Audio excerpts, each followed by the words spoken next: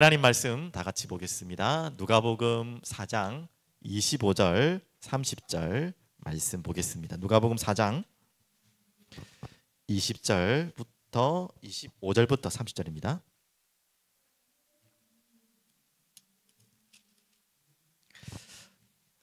예, 성경 찾으셨죠? 다 함께 같이 읽겠습니다. 내가 참으로 너희에게 이르노니 엘리야 시대에 하늘이 3년 6개월간 닫히며 온 땅에 큰 흉년이 들었을 때에 이스라엘에 많은 과부가 있었으되 엘리야가 그중 한 사람에게도 보내심을 받지 않고 오직 시돈 땅에 있는 사렙다의 한 과부에게 뿐이었으며 또 선지자 엘리사 때에 이스라엘에 많은 나병 자가 있었으되 그중 한 사람도 깨끗함을 얻지 못하고 오직 수리아 사람 나만 뿐이었느니라. 회당에 있는 자들이 이것을 듣고 다 크게 화가 나서 일어나 동네 밖으로 쫓아내며 그 동네가 건설된 산 낭떠러지까지 끌고 가서 밀쳐 떨어뜨리고자 하되 예수께서 그를 가운데 낮춰 가시니라. 아멘. 오늘 제목을 이렇게 잡았습니다. 멈출 수 없는 복음이라는 제목으로 함께 말씀을 나누겠는데요. 멈출 수 없죠. 더 정확하게 말하면 이렇게 말씀드렸습니다. 멈추면 안 됩니다. 다른 것은 다 멈춰도 절대 멈추면 안 되고 멈출 리가 없고 멈추어서는 안 되는 복음이에요. 왜? 모든 사람에게 이 복음이 증거돼야 되거든요. 그래야 끝이 오거든요. 이 세상이 모든 사람이 단 한 사람도 어떤 것도 복음이 필요 없는 곳은 없습니다. 복음이 필요 없는 사람은 있을 수가 없어요. 그래서 복음은 멈출 수가 없고 멈추면 안 되는 것이 복음입니다. 그런데 우리가 보통 특히 물이 우리가 제일 이해하기 쉽게 썩어 있다는 거 있잖아요. 썩었을 때 왜 썩죠 물이? 물이 왜 썩을 때가 어떤 썩죠? 멈춰 있을 때 썩는 거예요. 고여 있을 때 썩는 것이죠. 물은 흘러가면 썩지 않아요. 멈춰 있으면 썩는 거예요. 물이 썩는 이유는 물이 멈출 때인 것처럼 다른 것들이 활발히 움직이고 생성되면 썩을 수 없어요. 또 다르게 거꾸로 얘기하면 썩을 수 없다는 말은 계속해서 움직이고 있다는 말입니다. 그래서 복음은 썩을 수 없는 것이고 움직일 수밖에 없는 것입니다. 생명이기 때문에 가만히 머물러 있을 수가 없어요. 멈출 수가 없어요. 그런데 우리 이번 주 받은 말씀처럼 유대인에게 복음이 정확하게 말하면 지나갔지만 제가 이렇게 표현한 거예요. 멈췄다 그랬죠. 왜? 그곳에 들어가서는 더 이상 흘러가지 않기 때문에 계속 흘러갈 곳은 물은 찾아가지 물이 멈춘 곳에 찾아가지 않거든요. 그래서 유대인에게 복음이 지나갔죠. 정확하게 말하면 이 표현이 맞겠죠. 그래서 첫 번째는요. 왜 이 복음이 지나서 갑니까? 이 좋은 말이 아니에요. 지나쳐 간다는 거예요. 패싱한다는 말이고 노쇼한다는 말이에요. 머물지 않고 그냥 지나간다는 말이에요. 반드시 복음은 머물렀다가 지나가야지 살아나고 그 살아난 것이 또 퍼져나가야 되는데 머물러 가지 않고 지나가 버린 거예요. 오늘 그 장면이 우리가 읽었던 또 이미 봤던 본문입니다. 왜 그랬을까요? 자, 어떤 곳에 이 복음은 그냥 지나쳐서 갈까요? 지나서 갈까요? 자, 항상 우리가 깨어서 알고 있는 말씀입니다.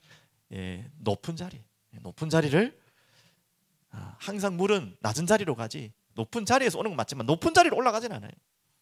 자기가 높다고 하는 그 자리에 이 복음은 멈출 수가 없어요.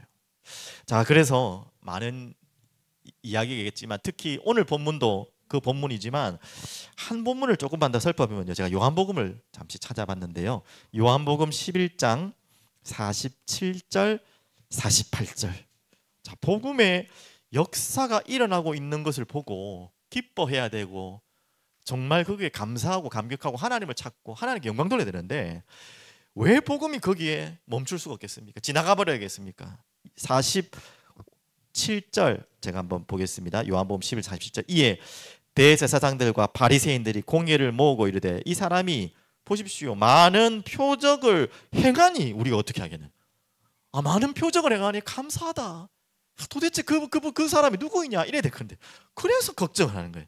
왜 이럴까요? 참 이들의 기득권. 이 복음이 자기에게는 이 하나님의 역사가 자기에게는요. 자기 유익이 필요하지 않으면 유익과 맞지 않으면 이것도 필요 없는 거예요. 48절. 만일 이유가 있죠. 그를 이대로 두면 모든 사람이 그를 믿을 것이요. 이게 걱정인 거예요. 그리고 로마인들이 와서 우리 땅과 민족을 빼앗아 가리라 하니. 다 진짜 사는 것이 무엇이고 무엇이 우리를 살릴 것인지를 모르고 있는 거죠.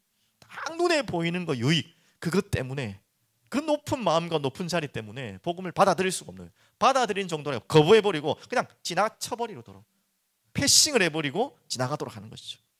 성경에는 그런 자리들이 많습니다.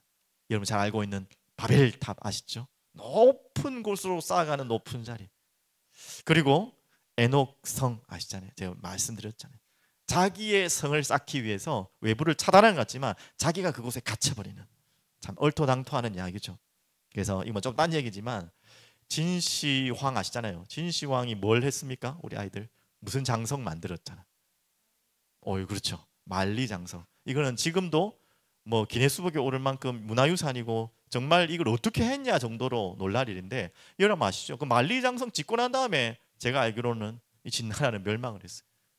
자기를 가두고 보호하기 위해서 뭔가 어마어마한 방어를 했지만 뭐 그것 때문에 너무나 많은 뭐 이렇게 노동력과 뭐 많은 것을 투자한 것도 맞지만 성을 만들면 만들수록 그게 갇히게 되는 거예요. 역사도 그렇습니다. 반대로 뭐 이 역사적이나 영성 이야기가 좀 다른 이야기지만요, 로마의 길이죠. 비아 에그나티아라는 길을 쫙 로마를 만들었지 않습니까? 로마가 세계로 가는 길을 열 때 로마는 세계를 정복했어요. 자, 이건 육신적인 이야기고, 우리는요, 우리를 가두고 우리를 막고 하면 우리는 안전할 것 같죠? 그럴 수가 없어요. 어떤 것도 이번 주 말씀드린 것처럼 법으로 제도로 보호하고 하면은 우리는 안전할 것 같죠? 절대 이 땅의 것으로는 안전해질 수 있는 것이 없어요. 그것 때문에 복음을 받아들이지 못하고 막는다면 그것 때문에 망하는 것입니다. 그리고 성경에는 우리가 지금도 보고 있지만 왕들의 이야기가 많이 나오잖아요. 성경의 왕들, 그 왕들이 이 가장 높은 자리에 있었지만 뭐 예외의 왕도 있죠. 다윗과 같은, 또 뭐 히스기야와 같은 그런 왕들의 특징은 뭐냐? 자기가 왕인 것을, 자기가 높은 자리에 있음을 절대 인식하지 않았어요. 자신이 왕이 아니었어요. 왕의 자리에 있지만 왕이 아니었어요. 하지만 세상의 많은 왕들과 또 하물며 믿어야 될, 믿음의 자리에 있어야 될 왕들도 자기가 왕이라고 딱 있는 그 순간부터 그 왕이 뭐가 되는지 아세요? 짐승이 되는 것입니다. 그 이야기가 요한계시록까지 연결되어 있어요. 좀 어려운 이야기를 좀 하는데 짐승 나오잖아요. 그 짐승이 바로 하나님을 믿지 않는 왕들의 대표가 바로 짐승입니다. 그렇게 높은 자리에 있는 자들이 대단한 것 같지만 결국은 망하는 자리고 멸망의 자리가 되는 것입니다. 자, 그래서 결국 같은 이야기죠. 믿지 않는 자리. 오늘 누가복음 4장 다시 돌이켜서 보시면 이미 많이 확인했지만 22절 보십시오. 그들이 다 그를 증언하고 그 입으로 나오는 바 은혜의 말을 놀랍게 여기는데 이르되 이 사람이 요셉의 아들 아니냐. 너무나 현실적인 이야기를 하죠. 내가 다 아는 아이 아니냐. 그 요셉 그 애 목소 아들 아니냐. 지금 그 얘기하는 거죠. 그래서 23절에 이 이야기를 하면서 24절 또 이르시되 내가 진실로 너희에게 이르노니 선지자가 고향에서는 환영을 받는 자가 없느니라. 참 이게 굉장히 무서운 안다고하는 지식, 그것으로 인해서 믿는 것이 아니라 믿지 않는 것이죠. 차라리 모르는 게 낫다는 것입니다. 내가 안다고 하는 그것 때문에 믿지 않는 거예요. 내가 예수, 요셉, 그 아들, 목수 아들 내가 어릴 때부터 봤다, 안다, 그것 때문에 믿지 못하는 것, 그것이 자기를 멸망케 하는지를 모르고 있는 것이죠. 사도행전 17장 3절에도 잠시만 보시면 데살로니가라는 중요한 장소에 바울이 복음을 들고 갑니다. 특히 17장 3절은 너무나 유명한 구절이죠. 제가 한번 읽어드릴게요. 뜻을 풀어 그리스도가 해를 받고 죽은 자 가운데서 다시 살아나야 할 것을 증언하고 이르되 내가 너희에게 전하는 이 예수가 곧 그리스도라 하니. 그래 나와 있죠. 이렇게 엄청난 복음을 전하는데 4절에 보시면 그 중에 어떤 사람 곧 경건한 헬라인은 이방인을 말하는 것입니다. 큰 무리와 적지 않은 기부인도 권함을 받고 바울과 실라를 따르나 5절이 이제 문제죠. 그러나 유대인들은 시기하여 저자의 어떤 불량한 사람들을 데리고 때를 지어 성을 소동하게 하여 야손의 집에 침입하여 그들을 백성에게 끌어내려고 찾았으나 어떻게 더 잘 알아들어야 될 유대인들은 이렇게요. 쉽게 말하면 이렇게 깡패 같은 짓을 하고 짐승 같은 짓을 하고 잘 못 알아들을 것 같은 헬라인, 이방인들은요 그것을 그대로 받아들입니다. 이 본문이 오늘 본문과 너무나 유사하지 않습니까? 예수님과 바울 차이뿐이고요. 똑같아요. 맞아요. 어떻게 그렇게 잘 알아들여야 될 사람은요. 보십시오. 오늘 본문 다 알겠죠. 27절, 28절 보십시오. 28절 보십시오. 이 말을 듣고 이제 막 예수를 죽이려고 막 높은 곳에 올려가지고 낭떠러지 떨어뜨리려고 하고 이렇게 폭력성과 짐승과 같은 짓을 뭔 잘못을 했다고 이 사람이 이렇게까지 하는 거예요. 데살로니가도 마찬가지입니다. 참, 이 믿지 않는다는 것은 얼만큼 무서운 것이냐 우리가 확인하는 자리죠. 그래서 이곳은 복음이 머물 수가 없어요. 그냥 패싱할 수밖에 없어요. 그래서 바울도 이 믿는 자들이 있지만 그리고 또 패싱하고 간 거죠. 이들에게는 패싱한 거죠, 맞죠? 믿는 자들을 찾아서 복음은 계속 가야 되기 때문에. 그래서 조금만 더 이야기 드리면요, 이제 말이 조금 비슷한 말이지만 잘 차이점을 잘 캐치하시고 들으시면 좋겠습니다. 복음이 지나쳐서 가는 자리가 아니라 복음이 지나가는 자리가 필요하죠. 복음이 지나간다는 말은 그냥 스쳐 지나간다는 말이 아니라 머물다가 지나가는 자리. 오늘 여러분과 저에게 복음이 다 머물러서 여러분을 살리고 또 다른 어떤 곳으로 계속 가게 돼 있어요. 또한 하나님은 여러분에게 복음 주셔서 여러분에게 머물게 하신 그 복음이 또 어디론가로 가게 하시는 것입니다. 또 누군가에게 이 복음이 가도록 우리는 가만히 있을 수가 없어요. 정상적인 사람이라면, 복음의 은혜가 머무는 사람이라면 이 고백이 나와야 돼요. 주님, 이 복음 말하지 않고서는 견딜 수가 없습니다. 이 고백이죠, 맞죠? 이게 우리의 정상적인 고백인데 저부터 잘 안 돼요. 정말 은혜 받을 땐 되는데 이런 고백들이 순간순간 잘 안 되죠. 그래서 정말 우리가 정상적으로 복음이 머물렀다면 우리에게 머물 수가 없어요. 이 말이에요. 떠나간다는 말이 아니라 내게 진짜 머물렀다면 주님, 이 복음 나온 테만 있으면 안 됩니다.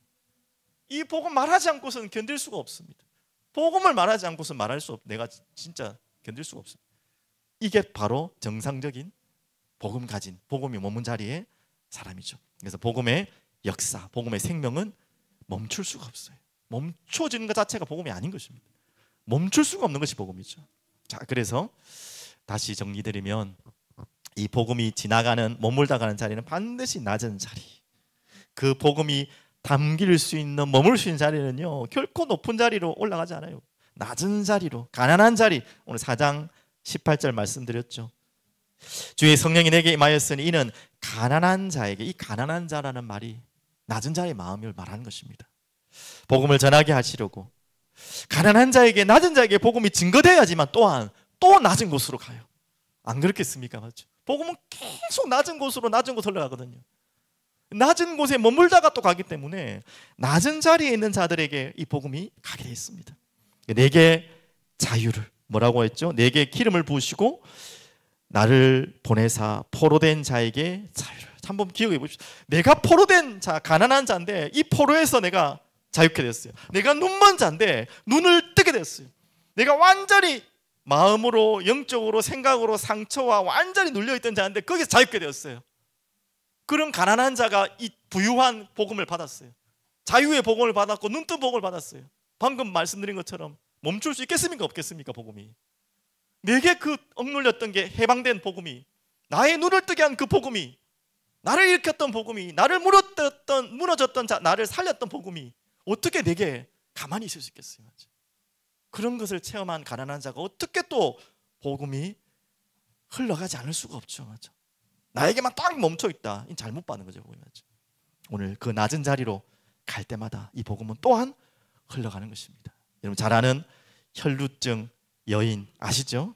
그리고 바디메오, 이런 정말 가난한 자, 낮은 자, 실제로 병들었고 실제로 눈을 뜨지 못하고 실제로 어려운 자였지만 이들에게 복음이 들어가니까 이들이 다 살아났지 않습니까? 그리고 삭개오, 사람들은 다 손가락질하는 세리였지만 그 마음 심령만큼 가난했어요. 예수님의 말씀을 들으려고 그 뽕나무에 앉아있던 삭개오가 가난한 마음으로 주님 앞에 나와서 주님을 초대하고 그곳에서 자기가 있는 정말 중요한 그 모든 절반입니까? 몇 분의 몇입니까? 재산을 다 내어놓겠다고 할 만큼 회개했던 자가 바로 삭개오 아닙니까? 맞죠? 그런 것처럼 그래서 우리는 꼭 기억해야 됩니다. 바로 이 자리가 또한 어떤 자리라고요? 믿음의 자리다. 오늘 4장 26절, 27절 다 아시는 내용 아닙니까? 사렙다 과부와 또 나아만 장군 두 예화를 일화를 구약의 내용들을 예수님이 말씀하셨죠. 이 두 사람의 특징이 뭐라고? 이방인, 그 많은 알아들어야 될 유대인의 자리에 가지 않고 잘 모르지만 믿음으로 순종한 이방인의 자리에 하나님의 역사가 일어났던 사실들을 예수님이 끌고 왔죠. 여기에 이제 막 뒤집어진 거예요. 지금 유대인들이 이 무슨 소리를 하냐 하면서 막 그러면서 예수를 죽이기까지 했던 내용 아닙니까? 그래서 또한 우리의 믿음의 자리는 어떤 자리냐?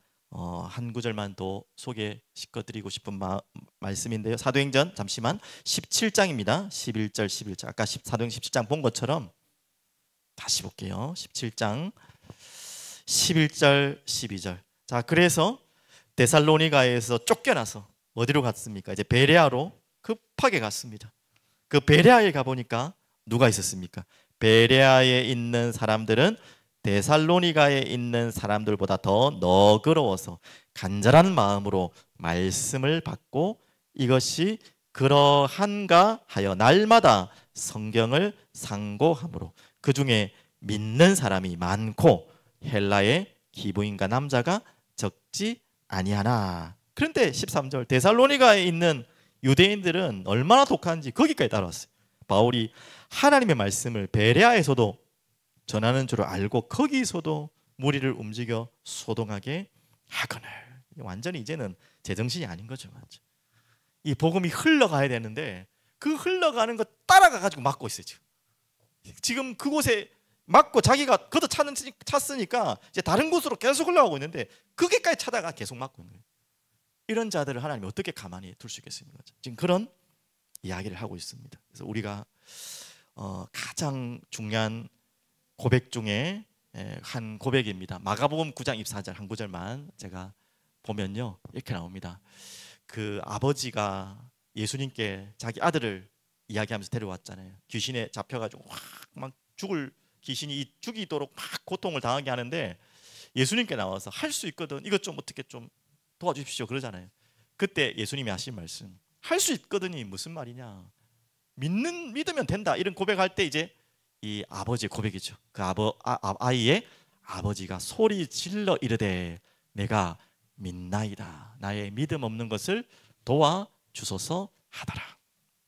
잠시는 불신앙했지만 믿어지지 않은 것처럼 간절했지만 결국은 낮은 자리로 믿음의 자리로 온 아버지의 고백이 여러분과 저의 고백되길 바랍니다.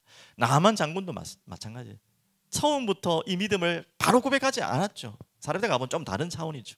하지만 그래도 장군이고 가진 자인데 결국은 뭐 종의 이야기를 들었지만 부하의 이야기를 듣긴 했지만 그렇다고 부하 얘기 듣는다고 돌이킬 사람은 아니잖아요. 그 순간만큼이라도 낮은 자리에 믿음으로 순종할 때 하나님은 특별한 사람이 아니라 그런 자리에 그런 곳에 복음이 지나가고 머물고 그곳에 생명의 역사와 하나님의 역사가 일어나는 것입니다. 그래야지만 또 흘러갈 수 있거든요. 이 복음의 특징입니다. 계속 흘러가야 되는 거예요. 흘러가야 될 곳에 하나님은 그 복음을 흘려보내시는 것입니다. 낮은 자리, 믿음의 자리. 그래서 마지막 결론으로 오늘 짧게 말씀 나누고 기도하는 시간 좋겠는데요. 자, 믿음의 자람, 뭐 다른 말로 성장 이렇게 하는데 우리도 여러분도 다 기도하는 거 아닙니까? 자, 저도 믿음이 자라야 되고 우리 아이들도 믿음이 자라고 성장해야 되는데 언제 믿음이 자랍니까? 언제 믿음이 점점점 성장합니까? 여러분도 돌이켜 보십시오. 내가 조금 이렇게 믿음이 이렇게 자랐을 때가 있잖아요. 돌이켜 보시면 다 비슷할 거예요. 정말 중요한 순간에 불안할 때, 두려울 때, 뭔가 막막할 때 두 가지 있겠죠. 나만처럼 어쩔 수 없이 그냥 이것밖에는 방법이 없으니까 에란 모르겠다 하고 아마 해보기나 하자 해가지고 좀 무식하지만 내 그냥 그것을 던졌는데 이해되지 않게 정말 생각지도 않게 하나님이 하신 역사들을 봤잖아요. 보통 이 초신자 때 그럴 때 많죠. 저도 그런 것 같아요. 처음 예수를 믿고는 하여튼 뭐 이게 이런 거 기도해도 되나 할 만큼 그냥 유치한 기도를 했는데도 하나님 그때는 일부러 보여주신 것 같아요. 말도 안 되는 응답들을 하나하나 여시더라니까요. 처음에는 그걸 응답을 받고도 안 믿어지더라니까요. 우연이겠지 설마 뭐 하나님이 하셨겠어 이런 거를. 근데 이게 한 번, 두 번, 세 번 하다가 또 막히고 할 수 없으니까 또 막히고 근데 하나님 또 역사하시고 이 몇 번 이렇게 되다 보니까 부정할 수 없는 거예요. 야, 이건 도저히 한두 번이지 우연이 아닌데. 아, 이건 우연히 일어날 수 없는 일인데. 이걸 다 표현은 못 하겠지만 저는 그걸 초신자 때 많이 체험했어요. 그러면서 아, 살아 계시기는 계시는 거구나. 아, 계시긴 계신 게 맞나 보다 정도로 믿음. 근데 어느 날 이제 그 믿음을 넘어서 이제 나만 장군의 믿음 조금 넘어서 사렙다 가부처럼 야, 도저히 할 수 없는 순간이지만 이제 그런 경험을 하다 보니까 야, 모르겠다 그냥. 이럴 때도 주님 앞에 다 맡기자 했을 때 있잖아요. 여러분, 그럴 때에 우리 그런 믿음의 결단을 던졌을 때에 하나님이 주시는 응답이잖아요. 이 놀라운 평안이 와요. 여러분, 그것 체험해 보셨습니까? 그게 또 우리를 믿음을 자라게 해요. 그러면서 당장 눈앞에 응답이 안 와도요, 이 평안함이 나를 이끌어서 어느 날 돌이켜보면 응답의 자리에 나를 다 하나님께서 이리저리 끌고 다니셨더라고. 보니까 내가 눈치를 못 채니까 그걸 또 돌아보면서 야, 믿음이 또 자랄 때가 저는 너무나 많았습니다. 그래서 여러분, 무슨 이야기를 하려는 것 같습니까? 이 믿음의 자람과 성장은요, 진짜 경험해 봐야 됩니다. 체험해 봐야 돼요. 그래서 간증도 들으면 좋겠지만 그것도 한 번이고요, 내 인생에 이 믿음의 결단과 믿음의 자리로 여러분이 맡겨봐야 돼요. 한두 번 하지 마시고 지속적으로. 맞죠? 또 안 된다고 여러분 포기하지도 마시고요. 그래서 절대 자꾸 여러분이 문제가 올거나 안 됐을 때 우리는 자꾸 우리 이번 주에 말씀드린 것처럼 이 불안정의 삶을 해결책으로 법, 제도, 장치 여러 가지 것들을 하는데 그것으로는 불가능하다니까. 여러분, 혹시 그 주마등이라는 단어를 아십니까? 주마등. 그 보통 영화 같은 데 보면 굉장한 위험할 때 위기 순간에 뭐 주마등 같이 쫙 이렇게 막 나타난다 하잖아요. 보통 제일 많이 나오는 드라마, 영화, 차 같은 거 뭐 이렇게 절벽에서 확 떨어지는 순간에 그 차 안에 있는 사람이 막 뭐 이런 거 있잖아요. 돌아가는 과거를 돌아보는 생각들 있잖아요. 근데 이 주마등이라는 게 이게 굉장히 뇌적인 과학이라는데요. 왜 그런 중요한 순간에, 위기 순간에, 급박한 순간에 막 짧은 순간에 많은 것들이 지나가냐면 뇌가요, 지금 내가 위기라는 걸 감지하고 나의 과거를 다 짧은 시간에 이거를 컴퓨터처럼 쫙 점검을 한대요. 왜? 그 중에 답을 찾으려고. 그만큼 내가 똑똑하기도 하고 신비롭게 돼요. 왜 여러분 주마등이라는 단어가 나오는지 알겠죠? 굉장한 위기 때는요, 우리 뇌가요, 그 위기를 돌파할 수 있는 데이터를 찾는 거예요. 쫙 그 짧은 순간에. 그러니까 한 인생이 쫙 다 그려진다 하잖아요. 그 짧은 시간에 찰나가. 그만큼 내가요, 이 위험과 불안정과 위기에 대처할 수 있는 본능이 있다는 거예요. 우리는 그런 습성으로 살아갈 수밖에 없어요. 근데 여러분이 이걸 뛰어넘어야 돼. 주마등 이야기하는 게 아니고 말이죠. 우리는 어쩔 수 없이 위기와 절망이 오면 우리가 쌓았던 데이터를 다 찾으려고 하는, 컴퓨터도 그러잖아요. AI도 그러겠죠. 여러분이 뭔가 문제를 해결하기 위해서 내가 알 수 있는 뇌에 있는 그 용량으로 다 아무리 뒤져봐도 그게 답이 없어요. 예. 그것으로 또 우리는 어느 건 정도 답이라고 생각하고 결정을 하고 판단하죠. 그걸 경험이라고 그러죠. 근데 그거에 대한 답도 있겠지만 그것으로 우리가 답이 찰 수 없어요. 그래서 우리는 그걸 뛰어넘는, 우리의 과거의 경험도 없고 우리의 머릿속에 없는 하나님은 날마다 새로운 것으로 우리에게 역사하시거든요. 하나님은 날마다 우리에게 새로운 걸 주시거든요. 그 과거의 어떤 경험으로도 내 데이터로도 없는 새로운 것을 창조하시는 분이에요. 그래서 우리에게는 뭐가 필요하죠? 던져야 되는 거예요. 믿음으로 결단. 막무가내로 아무 데이터 없이 막연한 같지만, 그래서 믿음이라는 게 쉬운 것은 아니지만 은혜로 던질 때 오는 놀라운 평안이 있는 것입니다. 오늘 좀 어려운 이야기를 마무리했습니다. 오늘도 여러분이 어떤 고민 속에 여러분 마음과 생각을 다 옥죄이는 것이 있을 거 아닙니까? 그래서 어렵다면 반드시 우리는 가만히 있지 못하잖아요. 그 어려움을 해결하기 위해서 오만 머리에 생각들과 많은 것이 뺑뺑뺑뺑 돌아갈 거예요. 그게 너무 힘드니까 잠도 못 잘 것이고, 잠을 못 자면 또 피곤해지고 더 이게 불안이 오고, 이게 악순환이 되거든요. 저도 그래요. 저부터도 그럴 때가 많아요. 참 쉽지 않은 이야기지만 오늘 이때의 기회입니다. 믿음으로 던져버리시는 기회. 수영이라는 비유를, 저는 수영을 참 못하기 때문에 잘 할 수 없는 비유지만 들었지 않습니까? 여러분이 어느 날 어느 순간부터 물을 믿는 순간부터 수영은 시작되는 거잖아요. 물이 믿어지지 않는 순간보다는 아무리 발버둥 쳐도 수영이 안 되는 것입니다. 맞죠? 아무리 손을 젓고 다리를 젓고 모양을 잘 지어도 그 마음속에 뭐가 먼저 와야 되냐면 물을 믿어야 돼요. 내가 이렇게 하면 뜬다는 것을 믿어야 돼요. 그때 맡길 수 있는 거죠. 맞죠? 그때부터 힘이 빠지는 거죠. 아무리 자세가 좋아도 뭐 도움은 되겠지만 안 뜹니다. 맞죠? 힘을 바짝바짝 두고 있으면. 우리가 하나님을 정말 믿을 때에, 내 몸을 던질 때에, 맡길 때에, 그때 하나님 띄우시는 거예요. 오늘 여러분 그거 기다리는 거예요. 오늘 여러분에게 이런 시간이 오늘 기도의 시간이고, 이런 시간이 한 주에 또 마무리하는 오늘의 시간인 줄 믿습니다. 우리 교회도 주님 앞에, 여러분의 인생도 주님 앞에, 여러분 개인도 주님 앞에 다 그냥 믿고 맡기시고, 처음에는 잘 안 믿어지고 더 힘들 것 같고 빠져 죽을 것 같고 막 그럴 것 같죠? 아니라니까. 빠져 죽겠다 할 때 일어나는 거예요. 나 죽어도 된다 할 때 살아나는 것입니다. 역설이죠. 맞죠? 오늘 여러분 그 시간 있기 바랍니다. 어떻게 보면 내가 죽을 만큼 힘들다, 이제 완전히 주님이 나를 띄우실 기회예요. 맞죠? 오늘 그 기회를 꼭 붙드시고 하나님 앞에 나오시는 여러분 되시기를 간절히 축복드리겠습니다. 기도하겠습니다. 전능하신 하나님 아버지, 오늘 밤에 귀한 시간을 주님 앞에 나와 드립니다.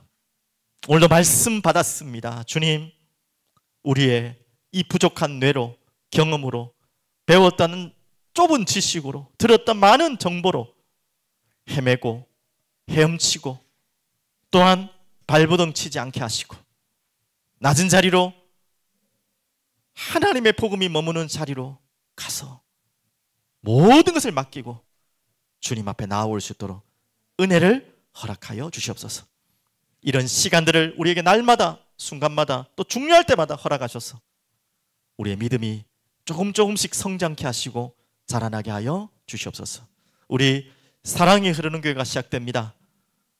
많은 일들과 과정들이 우리 앞에 있을 줄 알고 있습니다. 주님, 그때마다 사람의 방법, 사람의 생각, 정보, 지식을 모으는 교회가 아니라 하나님의 말씀 앞에 믿음으로 우리의 모든 것을 내어 던지는, 그리고 그곳에 맡기는 우리 교회, 우리 모든 성도님들, 후대들 되도록 주님 우리에게 은혜를 베풀어 주시옵소서. 감사드리며 살아계신 예수 그리스도 이름으로 기도합니다.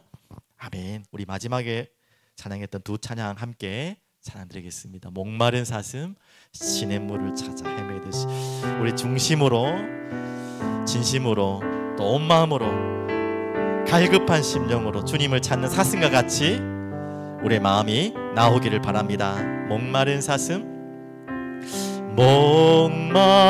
목마른 사슴 시냇물을 찾아 헤매이듯이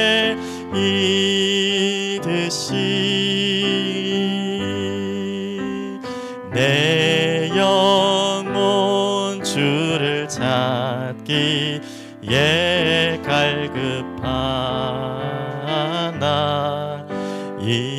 주님만이 나의 힘, 주님만이 나의 힘, 나의